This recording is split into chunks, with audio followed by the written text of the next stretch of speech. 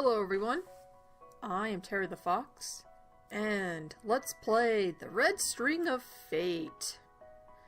It's a visual novel, kind of an interesting one, and if I recall correctly, it's actually a free-to-play one, so it doesn't really cost anything, if anything at all, to play.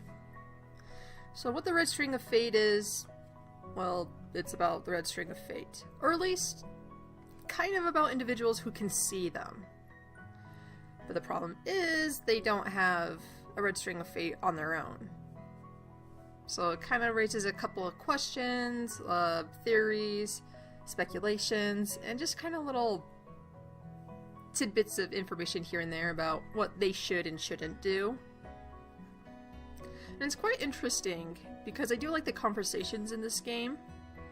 They seemed a little bit more like, yeah, this is something kind of serious or something not serious to me, depending who you're referring to. But anyway, let us begin this tale of the Red String of Fate. And I know I made that intro sound so boring as fuck, but I couldn't come up with anything better, so just relax and enjoy the story. I tapped my pen against my cheek, mumbling to myself as numbers raced through my mind. That makes a total of $375. I get paid $9 an hour, so that means... I glanced down at my notebook and quickly scrawled down the calculations, probably using much more force than necessary out of frustration. Why are the textbooks for this year so horrendously expensive? Because it's a scam, that is why. Do they realize how many more shifts I have to cover just to make up for the debt in my wallet? It's college. They like the moolah a lot. Finally, satisfied with my planning, I let my pen fall to the table with a loud clank, causing several people to turn their heads in my direction. I look up with a defiant gaze, and I end up meeting the eyes of a boy who's sitting a couple rows in front of me to the right. To my surprise, he looks extremely familiar. The same glint of recognition enters his eyes, which only serves to confuse me further. I cock my head to one side, my brows furrowing. Do we know each other? The familiar stranger lifts his hand in an exciting wave. Despite my usual conscious attempt to ignore the hundreds of red strings floating around me, I can't help but notice the frayed, thin red thread wrapped around the stranger's finger. Just like that, the pieces click in my mind. It's Aaron, isn't it? The nerd from the same high school I went to? Ah. So here we have one of our first love interest. His name is Aaron. Isn't he a year younger than me? How is he in college already? Ah, good question. Aaron's lips twitch up into a warm smile when I lift my hand slightly in return, too embarrassed to wave back. His lips part and he seems to be mouthing something to me. My frown deepens as I try to decipher his silent message. Deep in concentration, I almost jump out of my skin when the professor's voice suddenly raises in volume, echoing in the room. Perhaps the two of you can resume your heartfelt reunion outside of the room? I wouldn't wish to interrupt, of course. And just like that, Aaron is gone. My head snaps up at lightning speed, my face burning in embarrassment, and I notice Aaron turning back with a horrified expression. No? Well then, will one of you be so kind as to answer my question then? I can only stare blankly back at him without a single clue what the question he's referring to. Aaron seems to be in a similar predicament, and he's squirming so much in his seat from what is undoubtedly an unprecedented... Whoa. Alright, just started the game and already English is getting thrown out the window. An unprecedented situation that I fear he'll fall to the floor soon. He said it's worth 60% of our grade for the course. I try not to let my surprise show when a low hiss drifts to my ears from behind me. Attempting to sound casual, I clear my voice and repeat what my anonymous savior said. You said 60% of our grade for the course, right?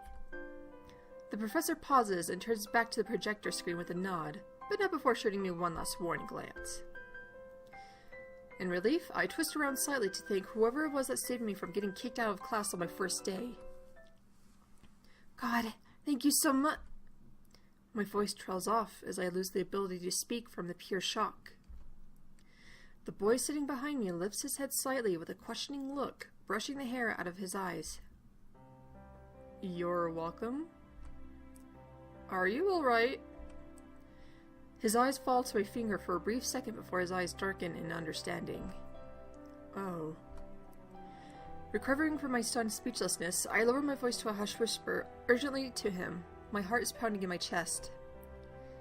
You can see them too, can't you? I have no idea what you're talking about.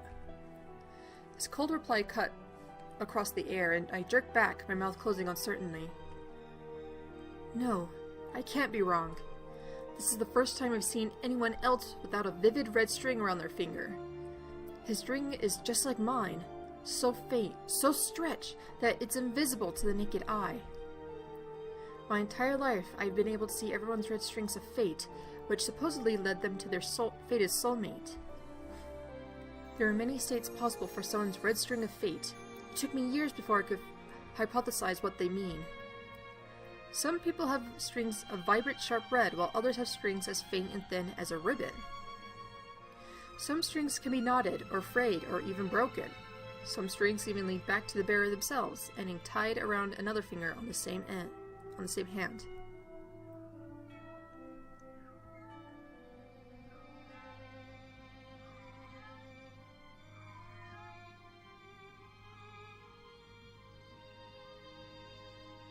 I have no idea that it's being picked up on recording, but my cat really wants to meow right now. Yeesh. Freaking cat. Despite all that I've seen, I've never met someone else with a near invisible string until now. The way his eyes immediately flickered to my finger can only mean one thing. He's a seer like me. Look. Wrong voice. Look, you don't have to lie to me. I can see... He's looking at you again. I roll back around to face the front of the room, both grateful for and irritated by his warning. Before I can decide what to do, there's a loud commotion around me as everyone starts chattering excitedly and leaving their seats. Huh? I glance at the projector screen at the front of the room and my heart sinks. It's a 3-person project that will last for 2 months and... Wow, 3-person project for 2 whole months? God damn! It's worth 60% of our final course grade? This is what the question I answered was about? Oh shit, man! An exclamation of disbelief escapes my mouth. I quickly read through the topic and a hint of panic starts to bubble up inside me. This is a philosophy class. I swear I picked philosophy for all my generals courses. Hoping to bluff my way through the essays. Why is the topic heavily related to science? I can almost see my GPA slipping away from me like a puff of smoke. Phew. I try to calm myself with a few deep breaths. It's just a group project, Valerie. I'm sure you could ask someone who's good at science for... Aaron! In my barely restrained shout, the guy in question turns his gaze on me. He's standing alone awkwardly at the side of... and his face lights up with a bright smile when we make eye contact.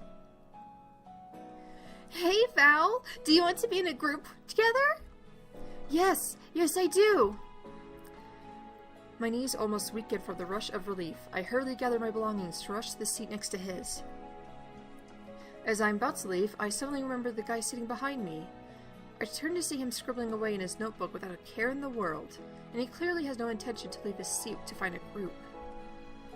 I need to learn more about him. He may be unwilling to talk to me about the one thing we have in common, but I'm not going to give up. Hey, do you want to be in the group with me?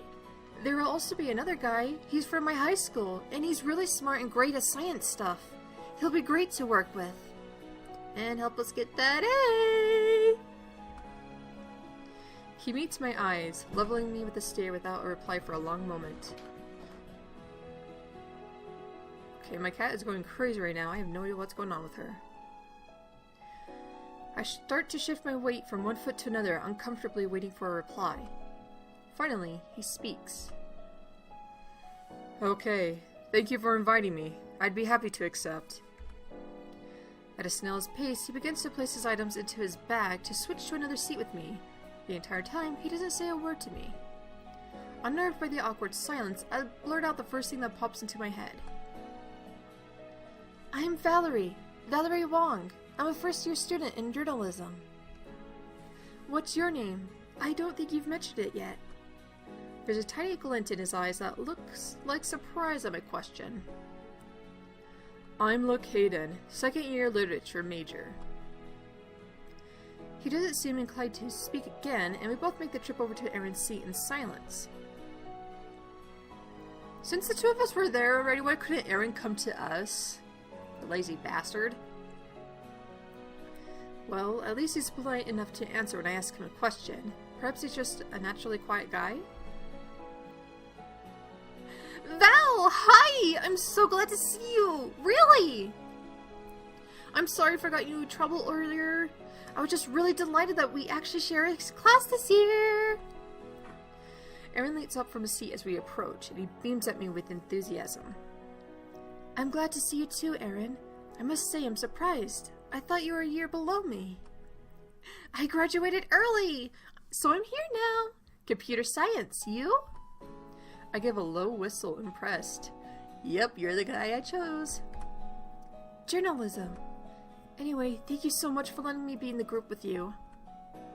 This guy behind me is Luke, and he wants to join us. Is that fine with you? Yes, of course. Why not? It's not like I know anyone else here. Relieved, I let myself collapse on the seat next to him. Thank you. God, I'm happy to see you. Isn't this a philosophy class? Why in the world is this group project topic on science? Well, to be fair, it's more about evaluating the comparing scientific theories with ideas from philosophy, so it's not really on... He stops at my exasperated stare, and he flashes me a sheepish smile. Don't worry, we'll be fine. Let's get this started, shall we? Affected by his contagious enthusiasm, I can't help but smile back. Might as well. Aaron immediately launches into his speech about the various ideas he has come up with within the past 2 minutes since the professor announced the topic. And I find my mind drifting to the guy still sitting silently on my other side, writing away in his notebook. Luke Hayden, are you like me? Can you see the strings too? Why do we both have basically invisible strings? Where are our red strings of fate? I'm sorry. I'm ready now. I scramble over to the table where Aaron and Luke are seated, blowing the stray strands of hair out of my face. Aaron's book dangles loosely in his hand as he speaks to a pretty girl standing next to him. He appears to be stuttering, tripping over his tongue, and he has such a love-struck expression that I find myself smirking. So the rumors are true. Aaron's heart really is easily captured. Luke notices my arrival first, and he meets my eyes for a brief second before nodding and returning his gaze to his notebook. She's here. At Luke's quiet announcement, Aaron jumps in his seat, immediately whirling around to give me a warm smile, even as his cheeks are tinted with a slight shade of pink. Right, yes. Val, you're here! Sorry! I'll catch you later, Aaron! Oh, you're leaving? I mean, I'm sure you have something better to do, right? I'll see you around then, Fiona? The girl leaves with a wave, and Aaron stares after her, retreating back before turning to me with an embarrassed smile, his cheeks tinted red. I'm sorry, did I interrupt? No, I just met her 5 minutes ago. It was just a casual conversation, nothing more. Is it just me, or does he seem saddened by that? Are you sure there's nothing more to it? He seems startled by my teasing grin, and his flush deepens. Did you not notice how gorgeous she is? She's way out of my league. So yes, I'm certain there's nothing more to it. He pauses before seemingly unable to restrain himself from adding to his sentence. But did you see her smile just now? My god, I swear my heart stopped when she flashed those dimples at me. I smirked to myself, shaking my head in amusement. He only met her 5 minutes ago, and he's already infatuated? go about putting your heart on your sleeve. Without meaning to, my eyes flicker to his hand. The faint red thread around his ring finger is frayed at the end, where it simply just stops, floating into the air and connected to no one but Aaron. A wave of pity rushes over me. Does he know? Does he know that his soulmate is lost to him in this lifetime? That she's passed away? Even if he doesn't, could this be one of the reasons why his heart seems so easily swayed? How does it even work when one's red string of fate isn't broken? Ah, so that's Aaron's story. His love interest, his soulmate, it's no longer part of this world. Next to me, Luke shifts in his chair, and when I look at him, I can tell he's avoiding my eyes. He must have noticed I was staring at Aaron's finger, and guess what I was thinking. Luke must know what a broken string means, too. It really takes 2 seconds to search on the internet to find out that, according to the legend, a red string of fate can bend or stretch, but never break. It takes fewer than 2 seconds to realize that legends aren't always right, and those walking on the streets with the red string of fate broken is all the proof we need. Aaron's voice brings me out of my thoughts. Anyways, sorry about that, Val. Oh, yeah, hey, I'm sorry, I was late. I got tied up at work. Oh, I botched up that last sentence. Whatever, we'll keep going with it. Don't worry, it's fine. These things happen. We should probably head to the room we booked before the library gives it to someone else, though. Oh, right, I almost forgot about that. The three of us stand up in unison and start moving towards the private study rooms. On our way, Aaron begins making conversation, his earlier desolation vanishing. So, Val, we didn't realize you worked here at the library. Yeah, it's a part-time job. I need the money. Does it even pay well? What do you think? He grins in response to my wry look and pulls the door open, gesturing for me to enter the room first. Oh, what a gentleman. Aaron lets out a low whistle as he and Luke follow me into the study room, examining our surroundings. Luke doesn't react, but I notice a glint of amusement in his eyes and a slight upwards twist of his lips. Clearly, as a second-year student, he's been in these rooms before, and he's amused at our reactions. Nice place! I didn't expect the library rooms to look so fancy. They certainly didn't back in our high school. Well, I imagine not with technology evolving and you literally have the world at the tip of your fingertips. The tip of your fingers, I should re-clarify. We share a quick grin at the memory of the cramped, dusty old library rooms. No wonder it was so difficult to book a room. Speaking of which, Val, since you work in the library, do you get any privileges, say, in booking these rooms? His eyes me with an expectant look, and I can only laugh helplessly, throwing my hands into the air.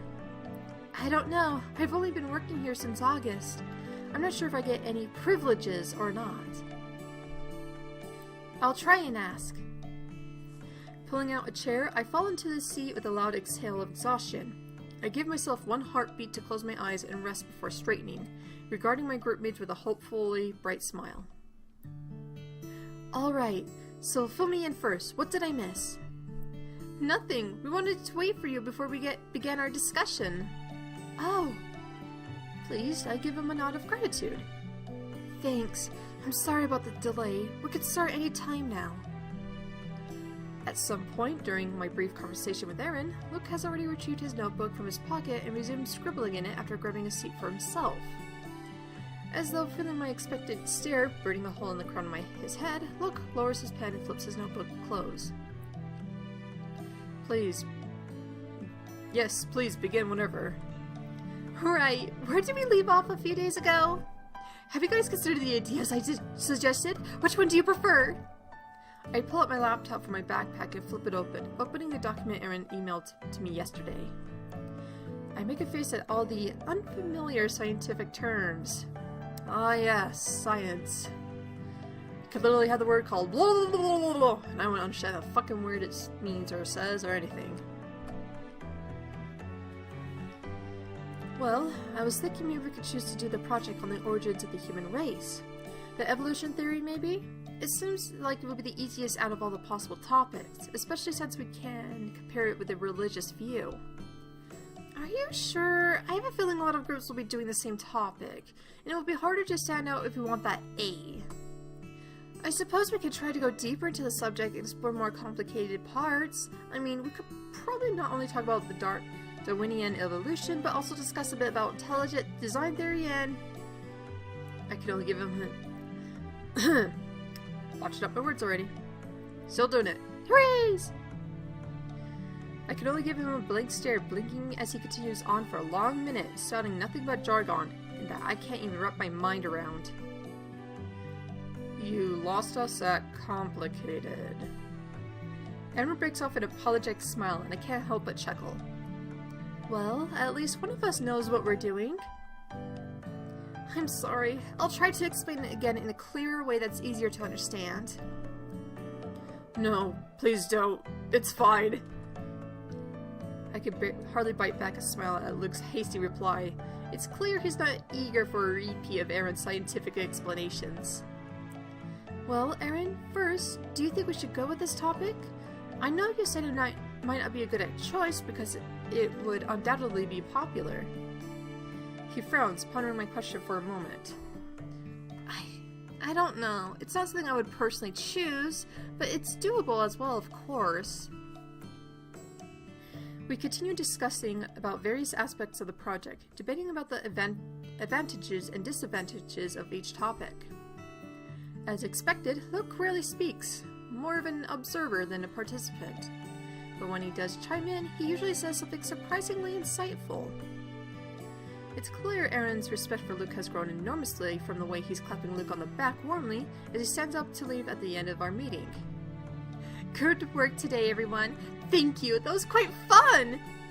Well, fun isn't really the word I'd use to describe the project, but you're right. It was a good discussion. Thank you. You two are brilliant. To my surprise, Aaron actually blushes at my compliment, and he stammers through his response. I didn't really do anything. You came up with really good ideas yourself. Anyways, I should probably run. So see you tomorrow, Val. He practically trips over his feet as he scurries away towards the exit, leaving Luke and I staring bemusedly after him. There's a beat of silence before Luke also stands up from his chair, gathering his belongings into his backpack. It's time for me to leave as well.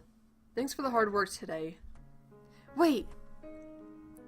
The word tumbles out of my mouth before the thought even forms clearly in my mind. Luke peeks up at me from behind his messy hair, falling into his eyes with a questioning look. Yes? I'll walk with you. His hands pause in their motions for a moment before he shrugs and slings his backpack across his shoulder. Sure. Why not? Are you heading home now? Hurriedly sweeping my items into my bag, I rush over to him where he's standing by the table, waiting for me. I fall into a step beside him and we walk out of the room together. No, I still have something else to do first. What about you? Yeah, I don't have any classes for the evening, so I'll just head home now. So you live off campus? Are you from around here? No, I just share a rented apartment with a friend nearby. Right. I live in the dorms to save money. Really? Are the dorms cheaper? Whatever. It probably wasn't a good idea, to be honest. With all the people around all day, it's so much harder to ignore the strings floating everywhere. I'll probably end up with migraines every week. Still, this is the most affordable choice. Instead of pretending he doesn't know what I'm referring to my surprise, Luke simply frowns without a word. I open my mouth to ask him the questions burning in my mind, but he beats me to speaking first, his voice a soft murmur. Try keeping your eyes on the ground when you're walking past busy areas of campus. You probably already know that, but I find that it helps. My footsteps slow for a second in my shock at Luke's open admission to the secret we share. He continues to walk on ahead, and I stumble after him, excitement bubbling up in my chest. So you admit it. You can see the strings after all. How much do you know about them? Why are we the only ones who seem to be able to see the strings? Why can't we see our own or other seer strings? The questions spill out of my mind one by one, but Luke keeps his gaze firmly ahead without a hint of acknowledgement that he heard me.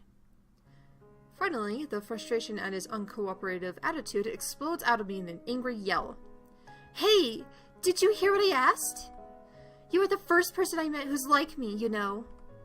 Do you know how difficult it's been all these years? Unable to talk to anyone about what I can't see? Unable to ask anyone what is going on? The least you could do is answer me and tell me what you know.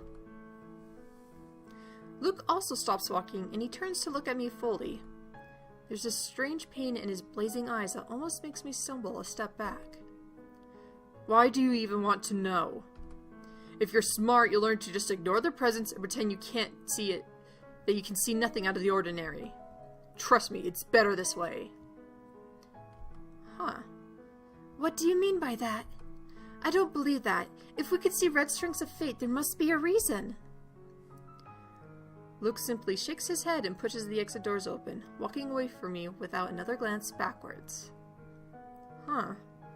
Seems like the red strings of fate are a little touchy subject for Luke. He's swallowed up by the crowd in an instant, but the memory of the burning emotion in his eyes refuses to leave my mind for a long, long time after we part.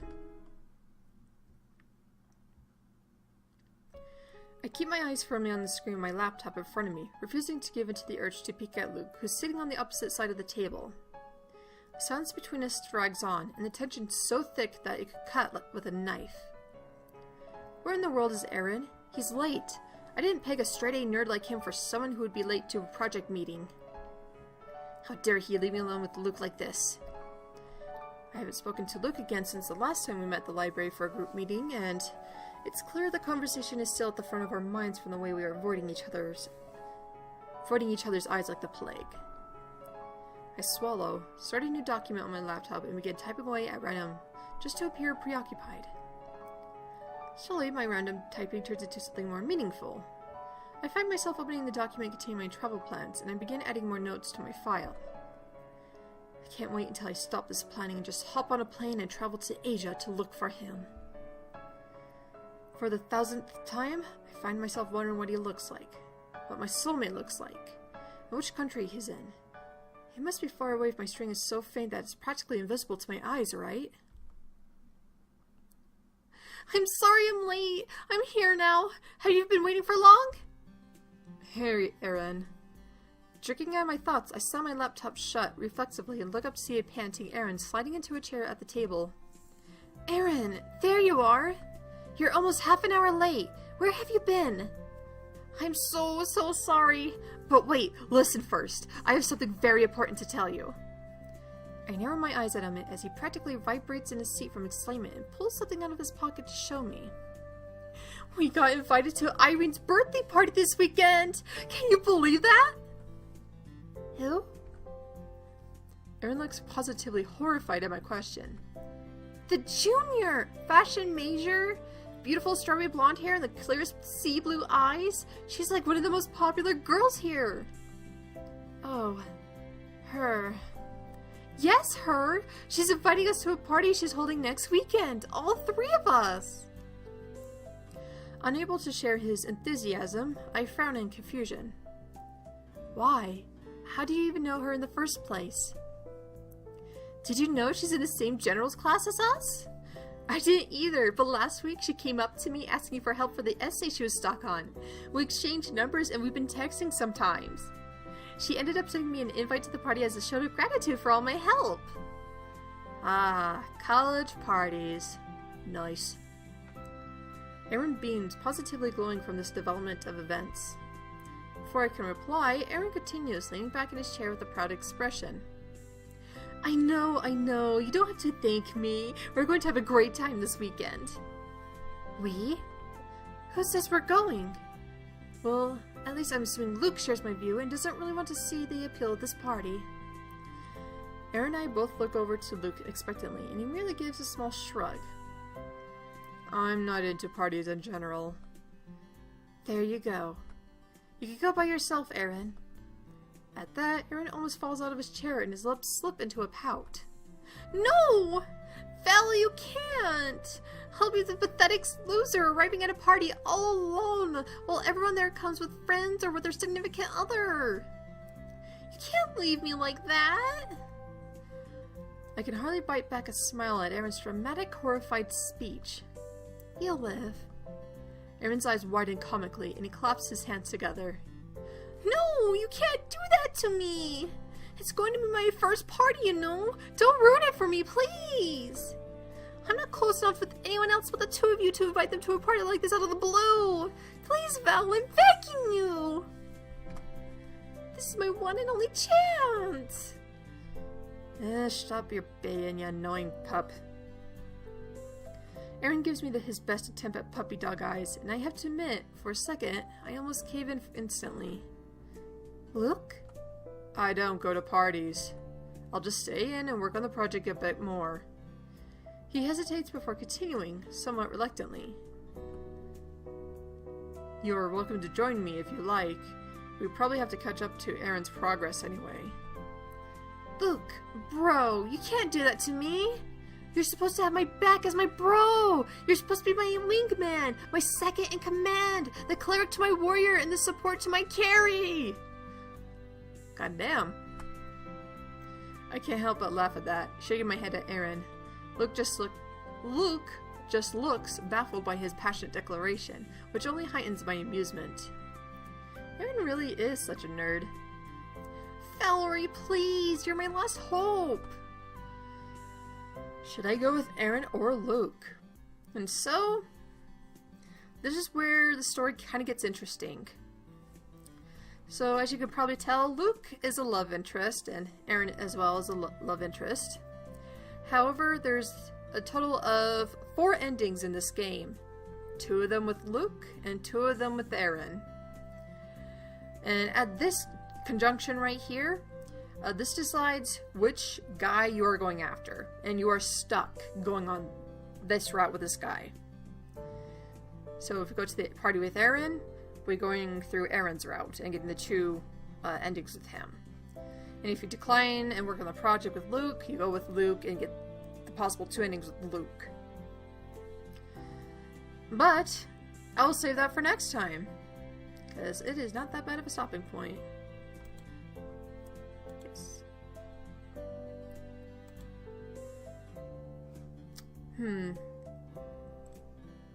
Trying to decide where do I want to go? Aaron or Luke? Aaron or Luke? You know what, let's go with Luke. I do find his story a bit more entertaining and enjoyable. And a bit more informative, but we will have to say that for next time. I am Terry the Fox. You are the viewer, and I hope to see you next time.